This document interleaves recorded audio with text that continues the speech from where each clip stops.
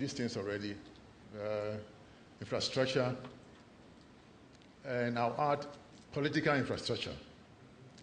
As you heard from Senegal, where a minister will tell you you are a maverick because you want to do heart surgery, there must be that political will. And then professional infrastructure, and then financial institutions, extremely important. You know, Morocco is doing very well because they are doing a few things right. And there's one important thing which some of you might not have noticed.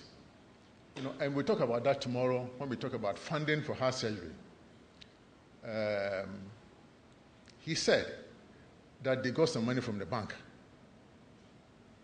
And if we look at the African ranking of African banks, the richest are in your country, in South Africa. One of them has a total assets of about $180 billion. And the first 5 banks are in South Africa, richest bank in Africa. Then we have a few Nigerian banks, and Morocco is there. And that is why they can give money. Now, if we look at Ghana, the richest bank is Ghana Commercial Bank, which ranks, I think, 123rd, with a total assets of $1.5 billion. 1.5 billion compared to close to 200 billion.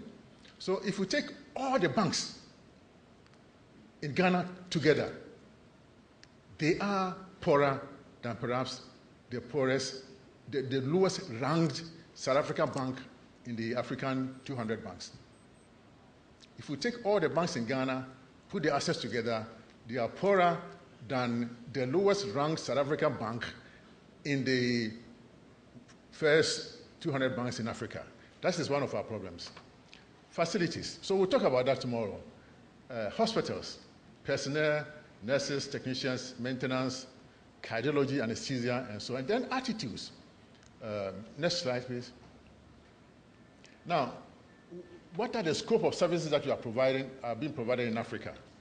We have the time-honored surgeries like coronary bypass, valve replacement, congenital heart procedures, things that have not changed since 1954. So, and even some centers in Africa are still struggling with the basic time-honored surgeries. Now, what about the scope of services? Groundbreaking therapies like minimally invasive cardiac surgery, off-pump bypass, surgical ablation of atrial fibrillation, laser transmyocardial revascularization, and then robotic heart surgery. When you mentioned robotic heart surgery, it's too far away. No, but that is the in thing. Years ago, the Da Vinci robot was costing about $1.5 million. Now the price is going down, and we should think about that. Next one. The scope of services. What about the surgical management of congestive heart failure? Surgical ventricular restoration procedures, cardiac transplantation, and then especially ventricular assist devices. And I'm telling you, they are becoming smarter and cheaper. And the earlier we link up to some of these things, the better. Otherwise, as our young surgeons grow and we have few of them replacing them, we'll be in big trouble. And so we have to test after righteousness, and it will go well with us. Next one. And then, of course, with the vascular surgery, how we manage aortic disease such as Marfan syndromes and then the Lewis-Dietz syndrome. And I'm sure in the course of our program, we'll be talking about peripheral vascular surgery. I think we left out thoracic surgery, but you see, you are talking about cardiothoracic, and we should not forget. Correction of chest wall deformities, lung malignancies, and so on, and then the video-assisted thoracoscopy, and this is very important. And these days, the robotics are also going in there, lung reduction surgery, and then lung transplant. And then, whilst we talk about service, let us not forget scientific output. How far Africa? What has been our research output? What are our scientific publications?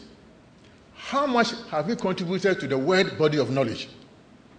So that someone can say, here in Africa, somewhere, this is their contribution. We just don't want to be just workmen talking about what we can do, but what is our scientific output?